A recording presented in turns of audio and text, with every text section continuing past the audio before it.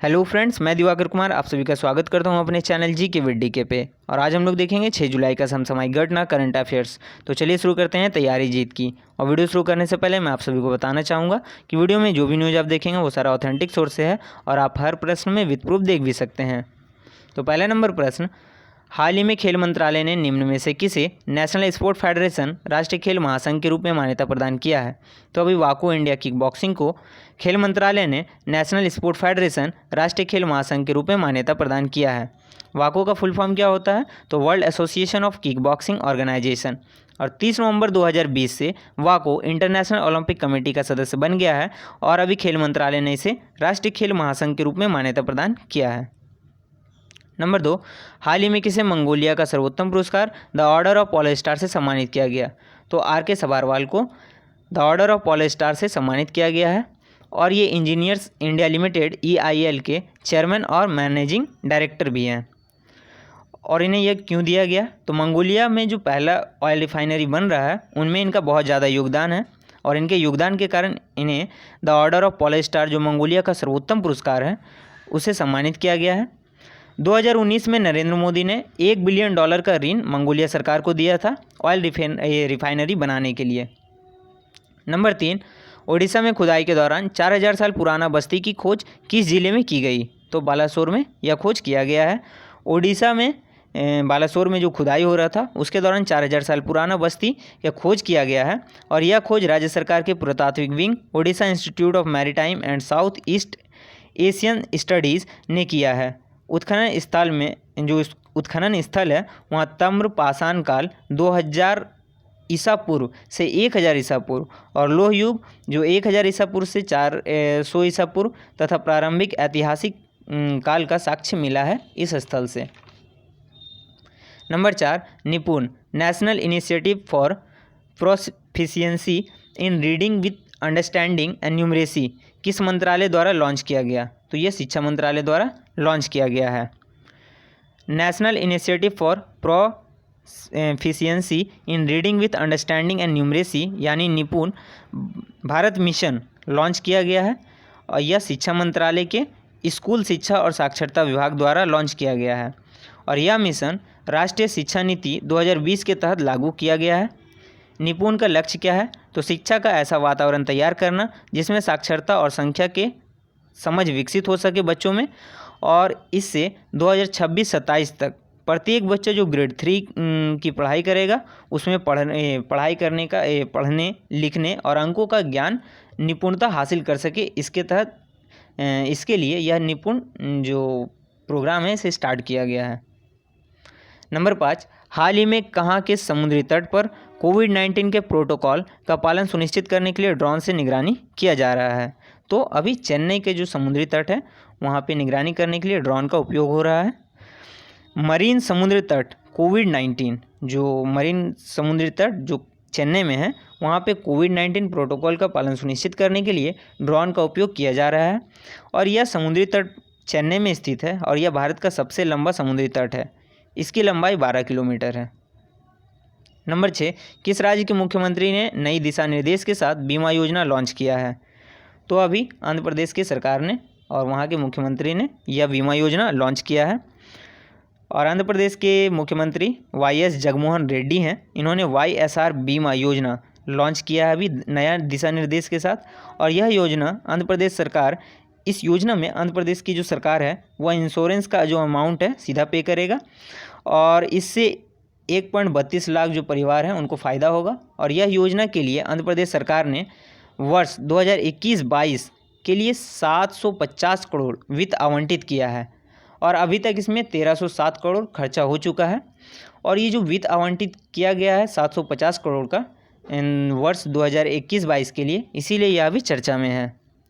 Number 7, 400 metre बाधा दौड़ में टोक्यो ओलंपिक के लिए क्वालिफाई करने वाले पहले भारतीय कौन बने हैं? तो अभी MP जबीर पहले भारतीय बने हैं जिन्होंने बाधा दौड़ जो टोक्यो ओलंपिक के लिए क्वालिफाई किए हैं और ये भारतीय नौसेना के एथलीट हैं और इन्होंने जो इंटर स्टेट एथलीट चैम्पियनशिप हुआ था पटियाला में उनमें ये 49.78 सेकंड में रेस को कंप्लीट करके गोल्ड मेडल जीते थे उस टाइम और ये पहले भारतीय पुरुष हैं जो ओलंपिक में बाधा रेस में भाग लेंगे।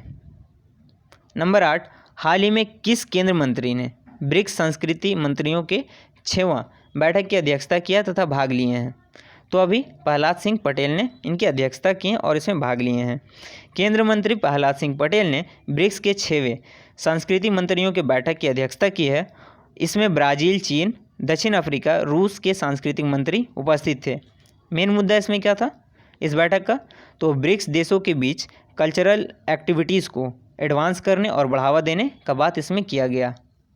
नंबर 9, अंतर्राष्ट्रीय मुद्रा कोष की मुख्य अर्थशास्त्री गीता गोपीनाथ और नासा के वैज्ञानिक कमलेश लूला को किस फाउंडेशन द्वारा सम्मानित किया गया है? तो अभी Carnegie corporation of New York foundation के द्वारा इन्हें सम्मानित किया गया है। और Carnegie corporation of New York foundation जो 30 देशों के 34 इमिग्रेंट्स को सम्मानित किए हैं, जिनमें से जो IMF के अर्थशास्त्री हैं गीता गोपीनाथ और नासा के जो वैज्ञानिक कमलेश लूला हैं वो भी सम्मिलित थे। और अमेरिका के स्वतंत्रता दिवस पर इन सभी को सम्मानित किया गया। Carnegie corporation of New York foundation लोकतंत्र, शिक्षा और अंतर्राष्ट्रीय शांति के लिए डेडिकेटेड है। नंबर 10, वित्त वर्ष 2021 से 22 के लिए वर्ष 2021-22 के लिए भारत में कितना व्यापारिक निर्यात का लक्ष्य निर्धारित किया गया है? तो अभी 400 बिलियन अमेरिकी डॉलर का जो लक्ष्य है इसे निर्धारित किया गया है। ये पीयूष गोयल जी के द्वारा ये बताया गया। और भारत ने वित्त वर्ष 2021-22 में जो पहला क्वार्टर था उसमें 95 बिलियन डॉलर का निर्यात किया है तथा भारत जो वित्त वर्ष है 21-22 उसमें निर्यात लक्ष्य 400 बिलियन डॉलर रखा है। और यह data export credit guarantee corporation of India के द्वारा निकाला गया। और export credit guarantee corporation of India का हेडक्वार्टर मुंबई है। इसका स्थापना 30 जुलाई 1897 में किया गया, 57 में किया गया। नंबर 11, जेट एयरवेज को किस कंसोर्टियम द्वारा जीवित किया जाएगा? तो अभी मुरारीलाल जैन और कॉलरेक कैपिटल के कंसोर्टियम द्वारा जेट एयरवेज को पुनर्जीवित किया जाएगा। लंदन स्थित कॉलरेक कैपिटल के साथ मुरारीलाल जलान जो UAE स्थित भारतीय व्यवसायी का कंसोर्टियम के तहत जेट एयरवेज को पुनर्जीवित करेंगे, जिसने ये जो जेट एयरवेज था ये अप्रैल 2019 में नकदी की कमी और बड़े कर्ज के बीच परिचालन इसका बंद हो गया था। National company law tribunal NCLT की मुंबई बेंच ने जेट एयरवेज के पुनरुद्धार के लिए जलान और कॉलरोक कंसोर्टियम में से एक संकल्प योजना को मंजूरी दी है। NCLT national company law tribunal का गठन 1 जून 2016 को कंपनी अधिनियम 2013 की धारा 408 के तहत इसका गठन हुआ था। नंबर 12, पिछले 30 वर्ष में पश्चिमी प्रशांत क्षेत्र का पहला देश जिसे WHO द्वारा मलेरिया मुक्त घोषित किया गया। तो अभी चीन को मलेरिया मुक्त घोषित किया गया है और WHO ने चीन को मलेरिया मुक्त घोषित किया है। WHO से मलेरिया मुक्त प्रमाणीकरण के लिए लगातार 4 वर्षों तक कोई स्थानीय मामले नहीं दर्ज होने की आवश्यकता होती है। 1981 में ऑस्ट्रेलिया, 1982 में सिंगापुर और 1987 में ब्रुनोई के बाद अभी पश्चिमी प्रशांत क्षेत्र में 30 वर्ष से अधिक साल के बाद मलेरिया मुक्त घोषित होने वाला चीन पहला देश बन गया है। नंबर 13, कौन सी महिला क्रिकेटर सभी प्रारूप में सबसे ज़्यादा रन बनाने वाली खिलाड़ी बन गई है?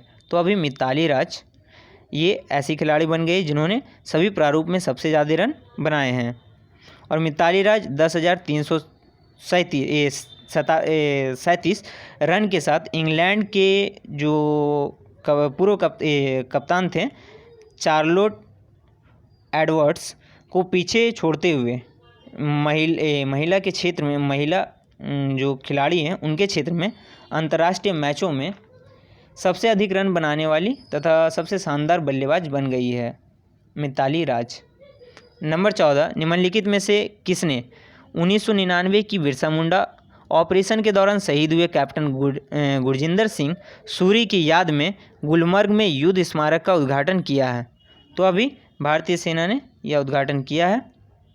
यह स्मारक लाइन ऑफ कंट्रोल LOC के पास स्थित है। बिरसा मुंडा ऑपरेशन नवंबर 1999 में भारतीय सेना की बिहार बटालियन द्वारा पाकिस्तान चौकी के खिलाफ किया गया छापामार अभियान था।